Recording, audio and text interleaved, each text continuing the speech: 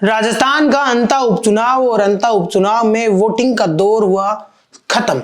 Voting के दौर में खत्म होते होते वोट प्रतिशत की संख्या है जो रिकॉर्ड तोड़ने पे तुली हुई है।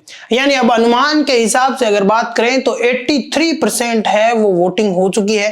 नमस्कार दोस्तों, आपका स्वागत है भारत रफ्तार में और मैं हूं आपके साथ हरी। आज हम बात करने वाले हैं अंता विधानसभा में किसको कितने वोट मिल सकते हैं और कौन है वो आगे रह सकता है। ये डाटा हम अपने हिसाब से नहीं बल्कि ग्राउंड पे हमने नरेश मीणा और प्रमोद जैन भाया और मोरपाल सुमन के समर्थकों से है वो जुटाया है और वहां से हमने ये डाटा कलेक्ट किया है। तो वीडियो को शुरू से शुरू करते हैं। सबसे पहले बात कर लेते हैं नरेश मीणा की।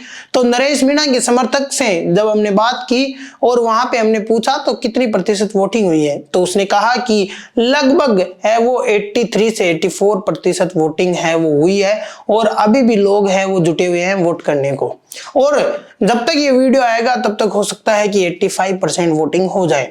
85% लगभग वोटिंग हो चुकी है और नरेश मीणा के एक समर्थक नरेश दाकर ने ये कहा कि नरेश मीणा को लगभग 1 लाख वोट है वो मिल रहे हैं। यानी 1,80,000 वोटों में से 1 लाख वोट है वो लगभग नरेश मीणा को मिल रहे हैं, बताइए। और वहीं पे जब हमने प्रमोद जैन भाया के समर्थकों से बात की तो उनका भी यही कहना था कि प्रमोद जैन भाया को लगभग 90,000 वोट मिल रहे हैं।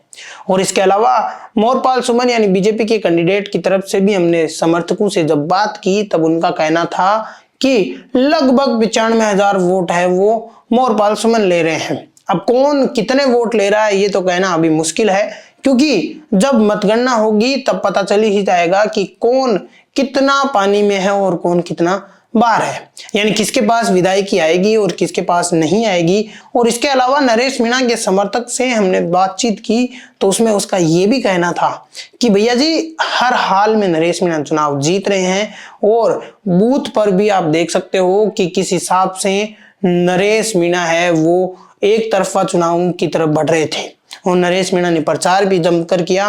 और इसके अलावा सांखली का जो धरना था उसके ऊपर हमने जब सवाल पूछा तब सांखली के धरने पर यही बात हुई और नरेश मीणा का सांखली का धरना पर बैठने का बड़ा रीजन ये था कि नरेश मीणा वहां पर जो रोड का स्ट्रक्चर है वो अच्छा नहीं था, गंदा नाला था, गंदगी वहां पे फैल रही थी, कीचड़ हो चुका था पूरा गांव में।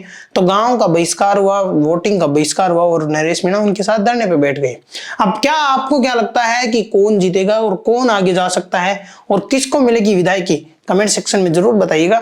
धन्यवाद दोस्तों।